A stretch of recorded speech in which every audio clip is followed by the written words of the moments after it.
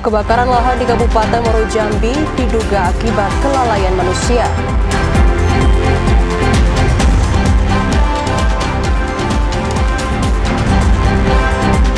Status karhutla di Kabupaten Batanghari masih berlaku meski telah terjadi hujan.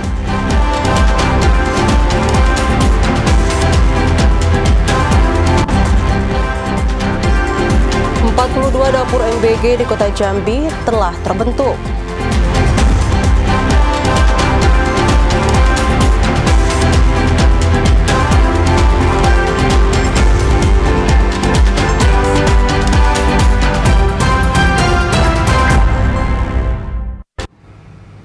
Assalamualaikum warahmatullahi wabarakatuh. Halo, selamat sore saudara. Senang sekali kami dapat kembali menyapa Anda dalam Jambi hari ini, edisi Selasa 5 Agustus 2025. Ya, selain 3 topik utama tadi, tim redaksi kami juga telah menyiapkan sejumlah informasi penting dan menarik lainnya untuk Anda. Bersama saya, Septinita. Dan saya Chandrika Divani, inilah Jambi hari ini selengkapnya.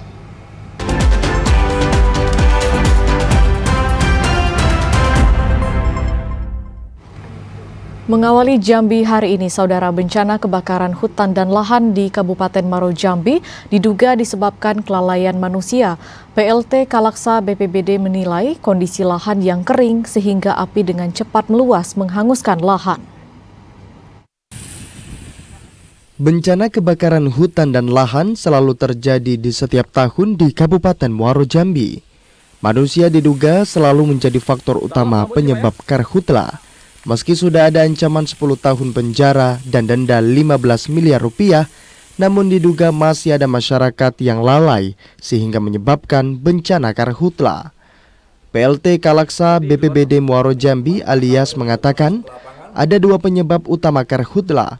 Pertama, penyebab alam seperti sambaran petir dan lahan gambut yang kering di musim kemarau sehingga mudah terbakar karena sinar matahari. Kemudian ulah manusia, baik yang tidak sengaja maupun disengaja, seperti mereka yang lalai karena membuang puntung rokok dan membakar sampah yang apinya tidak dipadamkan sampai tuntas. Sementara kebakaran sengaja berupa mereka yang membuka lahan dengan cara membakar lahan.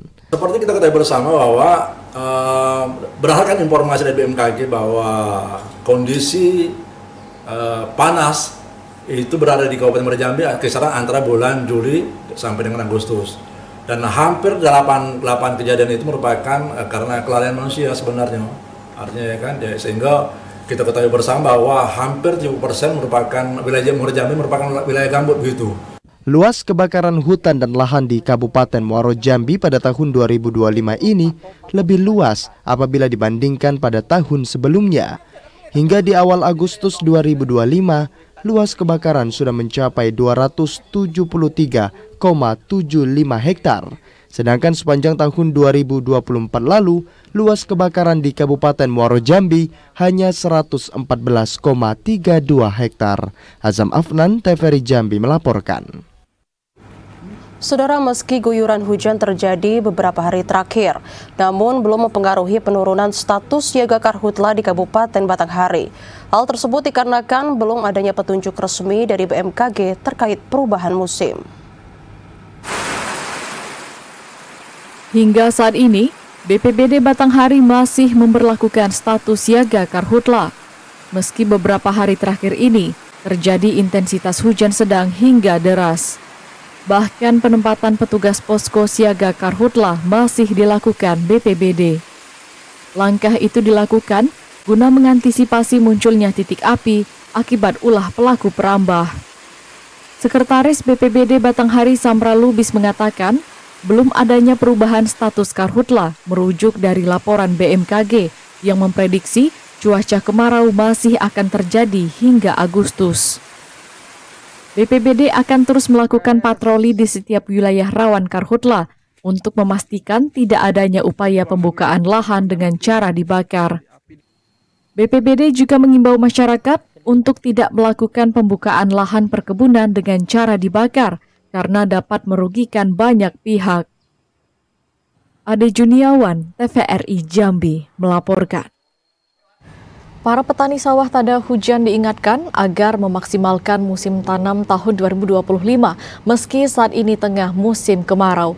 OPD terkait juga diminta mengantisipasi gagal panen akibat kekeringan. Pemerintah Kabupaten Sorolangun mengingatkan dinas terkait untuk mengantisipasi fenomena kekeringan lahan pertanian, terutama sawah tada hujan di musim kemarau. Ini dilakukan untuk mengantisipasi gagal panen guna meningkatkan hasil pertanian dan kedaulatan pangan nasional. Penjabat Sekretaris Daerah Kabupaten Sorolangun, Dedi Henry, mengatakan pihaknya sudah meminta para petani agar cermat dalam mencapai target musim tanam. Meski musim kemarau, pihaknya tetap mendorong petani untuk menanam padi dengan memanfaatkan sumber air seperti pompa air, terutama di lahan tada hujan. Secara umum, dinas terkait telah siap menghadapi musim kemarau. Sementara para petani juga sudah mengetahui kondisi wilayah serta lahan yang tersedia irigasi teknis serta lahan tada hujan. Pemerintah pusat berharap agar di musim kemarau, para petani tetap berupaya menanam komoditas padi. Tentu kita minta dinas pertanian untuk cermat dalam menentukan masa tanam. Memang kita punya target untuk mengejar target tanam kita yang cukup tinggi, tapi ya kemarin kendalanya adalah hujan. Begitu selesai hujan langsung masuk kemarau. Nah, hari ini kawan-kawan dari dinas tentu sudah mulai untuk masa tanam untuk ngejar target tanam periode April September. OPD terkait diminta berkoordinasi dengan pemerintah pusat untuk pengadaan varietas tanaman yang cepat panen dan berumur pendek atau varietas yang membutuhkan air dalam jumlah minim sehingga lebih peka dengan kondisi musim kemarau. Selain itu, para petani juga diimbau untuk menanam tanaman palawija seperti jagung, sayur mayur maupun umbi-umbian yang tahan kekeringan. Edi Kusnadi, TVRI Jambi melaporkan. Kita ke sorotan lainnya, harga beras di Pasar Tanjung Bajure, Kota Sungai Penuh mengalami kenaikan. Kenaikan harga beras telah terjadi sejak 1 pekan lalu yang disebabkan faktor cuaca sehingga menyebabkan minimnya pasokan dari para petani. Harga beras di Pasar Tanjung Bajure, Kota Sungai Penuh mengalami peningkatan. Naiknya harga beras disebabkan faktor cuaca di Kabupaten Kerinci dan Kota Sungai Penuh yang sering mengalami cuaca hujan sehingga menyebabkan minimnya pasokan dari para petani. Salah seorang pedagang Mawardi mengatakan, untuk beras Ciwili sebelumnya dijual dengan harga Rp200.000 per kaleng dengan berat 16 kg. Kini naik menjadi Rp220.000 hingga Rp230.000 per kaleng. Beras Solok Putih sebelumnya dijual dengan harga Rp200.000 hingga Rp220.000. Kini naik menjadi Rp240.000 hingga Rp250.000 per kaleng. Sedangkan untuk beras kusut sebelumnya dijual dengan harga Rp230.000. Kini naik menjadi Rp250.000 per kaleng. Sekarang kalau pembelian 220, penjualannya 2324, tengok kualitas. Itu beras jenis apa, Pak? Hah? Beras jenis apa tuh, Pak? Ini kalau beras kantong atau beras tinggi. Kalau daerah kita namanya beras unggul. Di lain daerah lain harga bernama. Kenaikan harga beras juga menyebabkan menurunnya daya beli masyarakat. Biasanya para pedagang mampu menjual 20 hingga 25 kaleng per hari. Namun kini turun hanya 10 hingga 15 kaleng per hari. Saya beli mbak seperti biasa. Turun, Bu, ya? Agak turun. Dalam sehari berapa karung terjual, Bu? Tidak menentu. Kadang ada rezeki bagus, kadang kurang rezeki. Para pedagang beras yang ada di Kota Sungai Penuh berharap pihak terkait memperhatikan kondisi penjualan beras yang ada di Kota Sungai Penuh, serta memastikan ketersediaan stok beras bagi para pedagang mencukupi. Fahlan Diandra, TVRI Jambi, melaporkan. Kabel PLN di Moratebo terjuntai mengancam keselamatan warga. Informasinya akan kami hadirkan usai jeda, sesaat lagi, tetaplah bersama kami.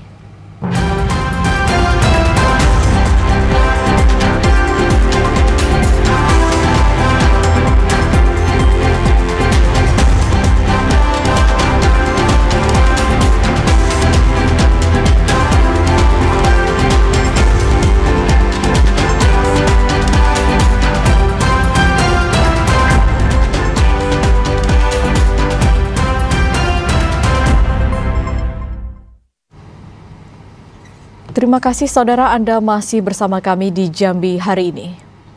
Warga Bungkal, Kelurahan Muara Tebo, Kecamatan Tebo Tengah mengeluhkan kondisi kabel PLN terjuntai di sepanjang jalan sepanjang 2 km. Warga khawatir kabel PLN tersebut membahayakan masyarakat sekitar. Warga RT 02 Bungkal, Kelurahan Muara Tebo mengeluhkan kabel terjuntai milik PLN karena sangat membahayakan masyarakat setempat. Ketua RT 02 Tumirin mengatakan, masyarakat sekitar secara swadaya telah memasang kayu penyangga di kabel tersebut agar posisinya lebih tinggi.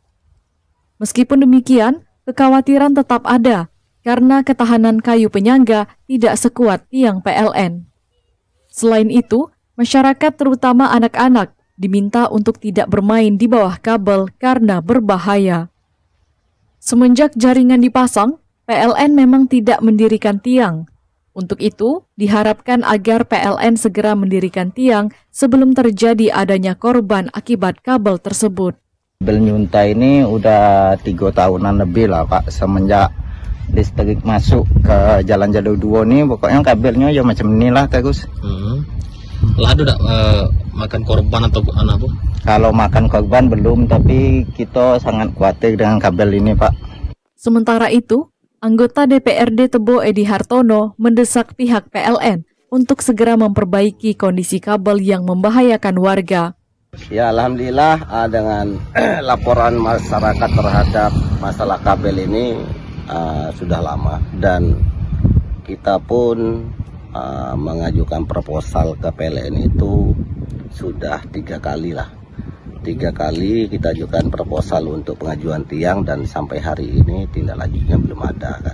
Sebelumnya, masyarakat setempat sudah beberapa kali mengajukan permohonan perbaikan, namun hingga kini belum terrealisasi. Intizam TVRI Jambi melaporkan. Saudara, Pemkot Jambi terus melakukan perbaikan jalan rusak untuk memberikan kenyamanan masyarakat. Salah satunya di Jalan TP Sriwijaya, Kota Jambi. Setelah bertahun-tahun rusak, akhirnya Jalan TP Sriwijaya, Kelurahan Rawasari, Kecamatan Kota Baru, Kota Jambi mulai diperbaiki.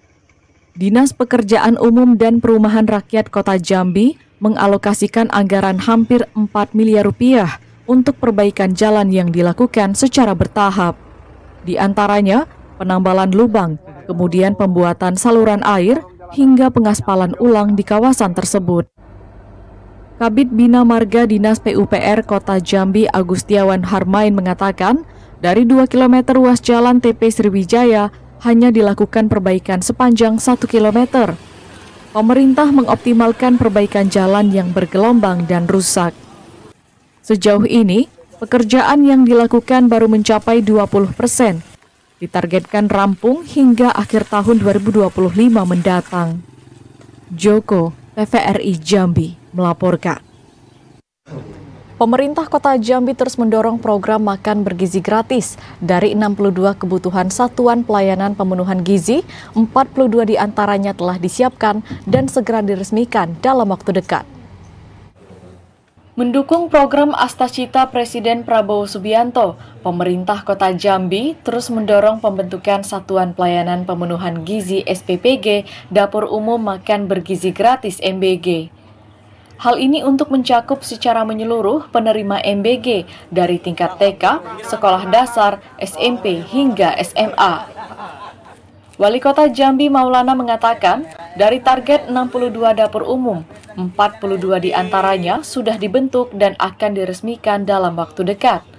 Namun, masih ada kekurangan 20 dapur umum yang didorong agar segera terbentuk. Pemerintah Kota Jambi terus mendorong pelaku usaha dan pihak swasta untuk terlibat aktif dalam mewujudkan program MBG. Jadi kami mendorong para pengusaha, para pelaku usaha di Kota Jambi yang berminat segera berkoordinasi dengan Badan Gizi Nasional yang ada perwakilannya di sini, Mas Aditya. Tapi secara umum kita lebih baik dibanding kabupaten lain, itu sudah mulai beroperasi. Nah, tinggal yang sedang proses pembangunan dan perjalanan ada 42, sedang menata desainnya, menyiapkan alat-alat dapurnya. Pemerintah Kota Jambi optimis kebutuhan dapur umum akan tersedia untuk mencukupi seluruh kebutuhan MBG. Diperkirakan hingga akhir tahun ini, seluruh dapur umum telah terbentuk. Joko, TVRI Jambi, melaporkan. Sekda Sudirman kukuhkan PDIB Provinsi Jambi. Informasi selengkapnya akan kami hadirkan usai jeda, tetaplah di Jambi hari ini. Sesaat.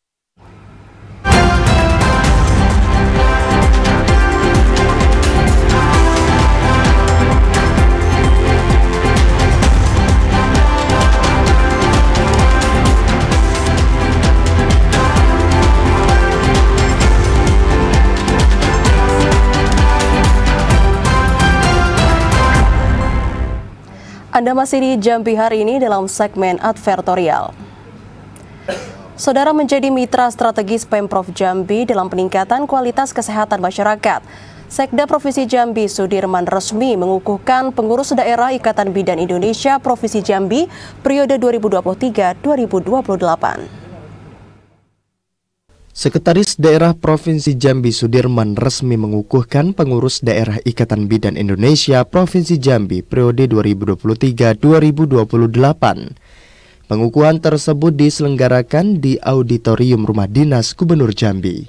Sekda Sudirman mengatakan, IBI merupakan mitra strategis pemerintah Provinsi Jambi dalam peningkatan kualitas kesehatan masyarakat. Ikatan Bidan Indonesia memiliki posisi sangat penting dalam sejarah perjalanan sistem kesehatan nasional. Keberadaan IBI tidak hanya sebagai organisasi profesi, tetapi telah menjadi pilar utama dalam layanan kesehatan dasar, khususnya di lini terdepan pelayanan ibu dan anak. Peran IBI sebagai penggerak, pelindung, sekaligus penyambung aspirasi para bidan sangat dibutuhkan untuk menjawab tantangan dunia kesehatan yang saat ini semakin kompleks. Mengukuhkan pengurus IBI daerah Provinsi Jambi periode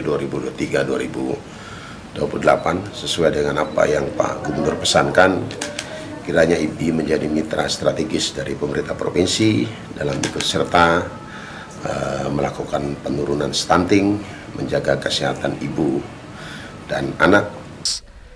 Ketua TPPKK Provinsi Jambi Hesni Darharis sangat mengharapkan para pengurus daerah IBI yang telah dikukuhkan mampu mendorong pengembangan dan pergerakan organisasi yang lebih baik, khususnya dalam mewujudkan layanan kesehatan yang prima bagi masyarakat. Menjadi garda terdepan pelayanan kesehatan bagi ibu dan anak di daerah, IBI sangat diharapkan bisa menjadi mitra strategis TPPKK maupun pemerintah daerah untuk mengedukasi masyarakat mulai dari persoalan stunting, penanganan kematian ibu dan anak, serta persoalan kesehatan masyarakat lainnya.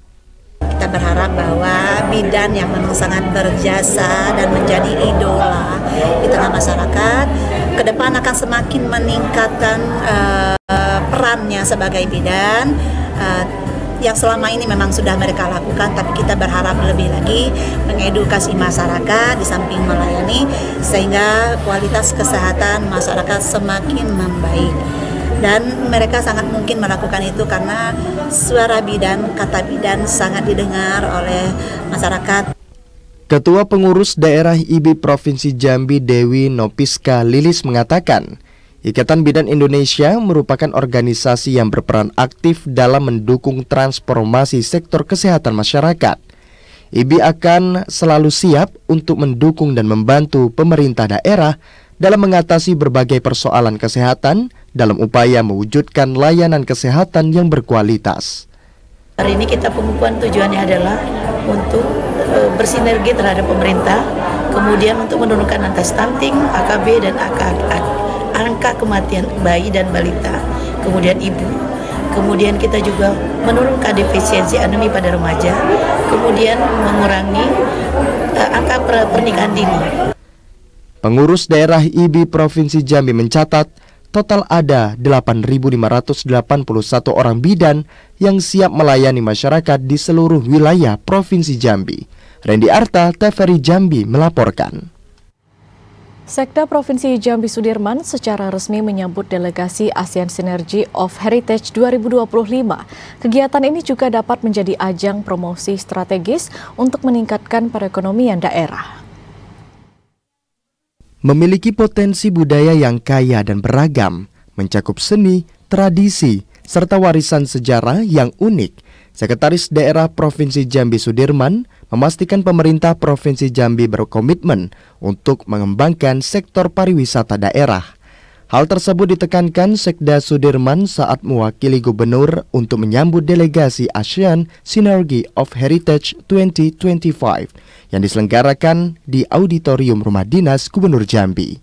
Sudirman mengatakan pengembangan potensi pariwisata lokal sangat diharapkan mampu memberikan manfaat besar dalam peningkatan perekonomian masyarakat maupun daerah. Pemprov Jambi sangat berterima kasih pada pemerintah pusat yang telah memilih Provinsi Jambi sebagai tuan rumah penyelenggaraan kegiatan ASEAN Synergy of Heritage 2025. Kedatangan delegasi ASEAN bisa menjadi agen promosi strategis destinasi wisata, budaya, dan sejarah seluruh kearifan lokal daerah. Sektor pariwisata Provinsi Jambi sangat mampu untuk menjadi model kawasan pariwisata berkelanjutan yang harmonis dengan keselarasan lingkungan maupun budaya lokal. Khusus adalah kawasan Candi Muara Jambi yang akan menjadi objek budaya bagi teman-teman kita dari negara ASEAN. Mudah-mudahan dari kunjungan ke Candi Muara Jambi bagi 11 negara ASEAN ini memicu untuk bangkitnya kerjasama budaya antar negara-negara ASEAN ya, karena Candi Muara Jambi sendiri juga tidak lepas dari kondisi budaya yang ada di negara-negara ASEAN. ASEAN Synergy of Heritage 2025 yang dihadiri delegasi dari 11 negara di ASEAN diselenggarakan di Provinsi Jambi dari tanggal 4 sampai dengan 8 Agustus 2025. Randy Arta, TVRI Jambi melaporkan.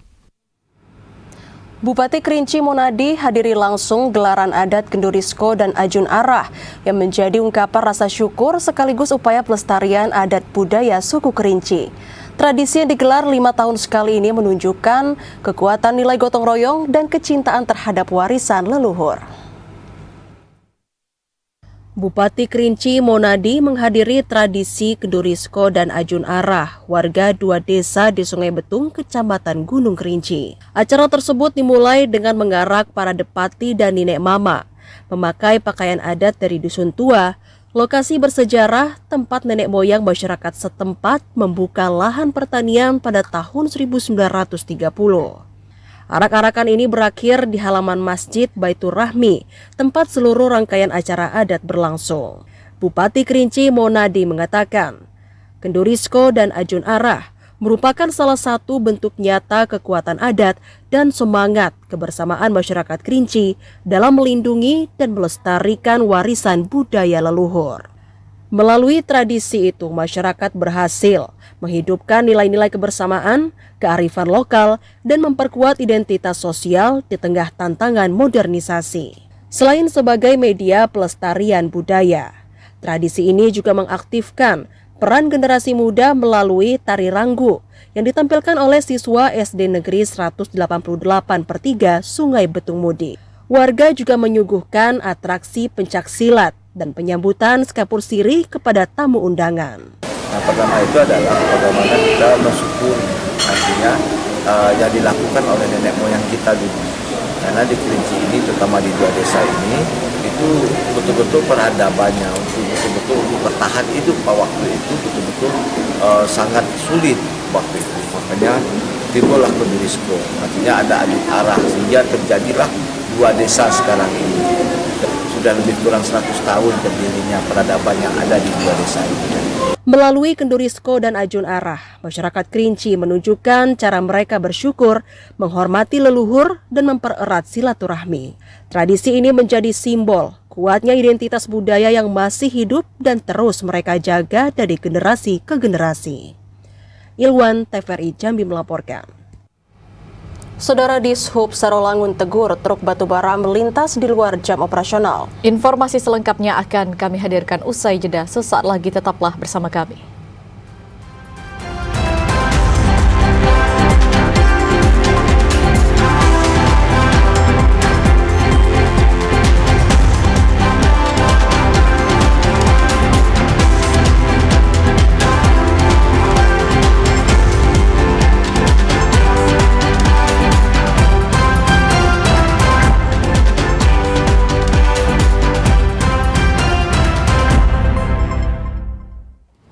Terima kasih saudara, Anda masih bersama kami di Jambi hari ini.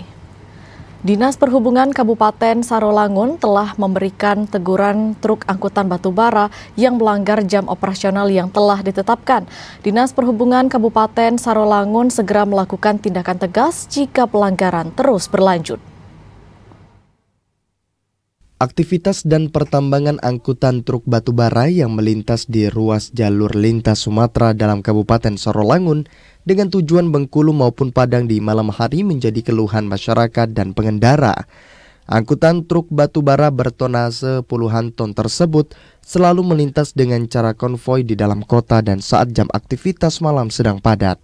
Sementara di sore hari, truk batubara banyak terparkir di bahu jalan.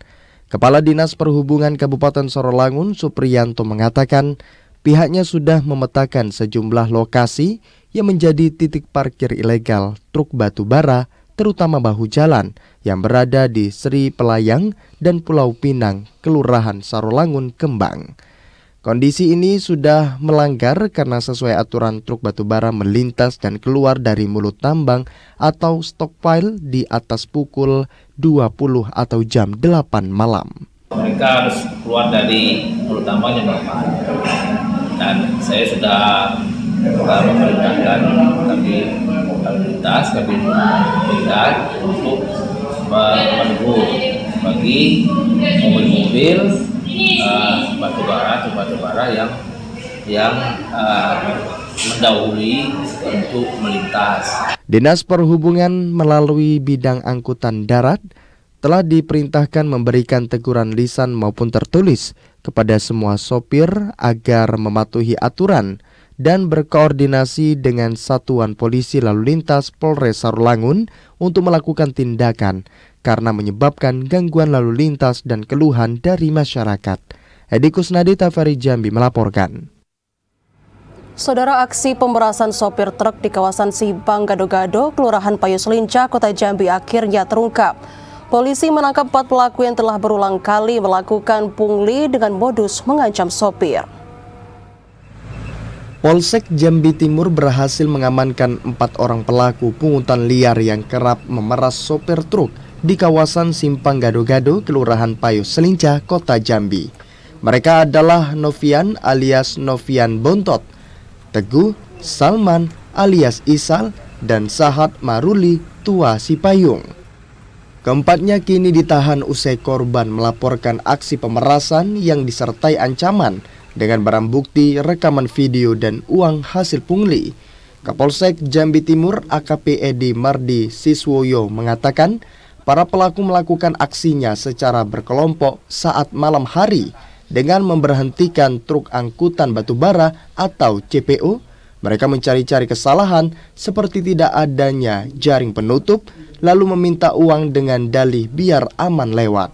Aksi ini sangat meresahkan para sopir truk yang lewat di kawasan tersebut dan diharapkan dengan penangkapan para pelaku aksi pungli tidak terulang kembali. Kami dari Polsek Jambi Timur merilis terkait dengan permasalahan ataupun kejadian yang dugaan tidak pidana di Simpang Gado-Gado. Jadi beberapa kali terkait dengan viral adanya pungli-pungli yang ada di daerah Simpang Gado-Gado. Jadi atas kejadian tersebut kami dari Polsek Jambi Timur sudah melaksanakan kegiatan kepolisian, baik itu mulai dari pembinaan ataupun sifatnya himbauan kepada warga setempat untuk tidak melakukan pungli. Keempat pelaku kini dijerat dengan pasal 368 KUHP tentang tindak pidana pemerasan dengan ancaman hukuman maksimal 7 tahun penjara. Asar TVRI Jambi melaporkan. 4 orang pelaku pengedar narkoba dibekuk polisi di Kabupaten Tanjung Jabung Timur. Dari tangan pelaku, petugas mendapati 46,68 gram sabu dan 1 pil ekstasi. Sudah, sekarang buka ini. Satres Narkoba Polres Tanjung Jabung Timur kembali menyingkap 2 kasus narkotika jenis sabu dan ekstasi. Dari kasus tersebut, 4 orang tersangka ditangkap. Pihak kepolisian mengamankan barang bukti sabu seberat 46,68 gram serta 1 butir pil ekstasi. Keempat tersangka yang ditangkap semuanya merupakan pengedar. Terungkapnya 2 kasus tersebut berawal dari ditangkapnya tersangka Herianto, 29 tahun alias EI bin Mukhtar, warga Kecamatan Nipah Panjang, dan Sihen, 42 tahun alias Hen bin M. Yunus, warga Kota Jambi. Keduanya ditangkap di RT 031 Kelurahan Kampung Singkep, Muara Sabak Barat. Dari kedua tersangka, polisi menyita barang bukti sabu siap edar seberat 20,33 gram. Barang haram itu dimasukkan dalam plastik klip berukuran kecil. Dari pengembangan kasus muncul 2 tersangka baru yang menjual sabu kepada Herianto dan Hen. Mereka adalah Sandi Pratama, 35 tahun bin Samsul Bahri, warga Nipah Panjang, dan Muhammad Abbas, 41 tahun bin M. Tahir, warga desa Lambur 2, Kecamatan Muara Sabak Timur. Dari hasil penggeledahan ditemukan barang bukti sabu seberat 26,05 gram dan pil ekstasi warna kuning merek Super Mario berat neto 0,35 gram. Petugas juga menyita telepon genggam dan 1 unit kendaraan roda 4 jenis minibus. Keempat tersangka saat ini diinapkan di Rutan Polres Tanjung Jabung Timur. Para tersangka dikenakan pasal 114 ayat 2 dan pasal 112 ayat 2 Undang-Undang Republik Indonesia Nomor 35 Tahun 2009 tentang narkotika. Ancaman pidana penjara seumur hidup dan denda 10 miliar rupiah. Mudah karena informasinya bahwasanya keberadaan penyuplainya ini ada di luar daerah Jambi. Nah, untuk data tersebut kita belum bisa karena masih dalam penyelidikan yang bekerja sama dengan tim IT Polda. Dan untuk pria yang kita amankan atas nama Hamid sendiri tidak ditemukan adanya barang bukti pada dirinya, kemudian kita laksanakan rehab dan menyerahkan kepada BMK Kabupaten Tanjung Jabung Timur. Penyidik akan mendalami setiap keterangan yang muncul pada saat pemeriksaan untuk membuat terang peristiwa ini serta mengetahui jaringan lintas mana yang dilakukan oleh para pelaku. Kliva Patria, TVRI Jambi melaporkan. Informasi tadi sekaligus menutup perjumpaan kita di Jambi hari ini. Terima kasih atas perhatian dan kebersamaan Anda. Akhirnya saya Septinita. Dan saya Chandrika Divani bersama kerabat kerja yang bertugas pamit undur diri. Wassalamualaikum warahmatullahi wabarakatuh dan sampai jumpa.